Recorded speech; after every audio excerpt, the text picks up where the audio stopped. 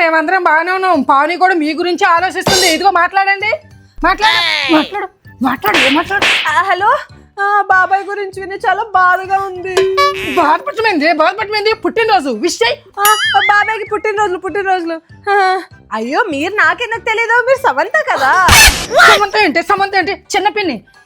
Hello, నా కూతురు కొద్దిగా పరాచకాలు ఎక్కువ, ఏమనుకోకండి. అది అలాగే మాట్లాడిద్ది, చిన్నపిల్ల కదా. మాట్లాడు. పిన్ని నమస్తే పిన్ని. ఊర్లో వాతావరణం అంతా బాగున్నా?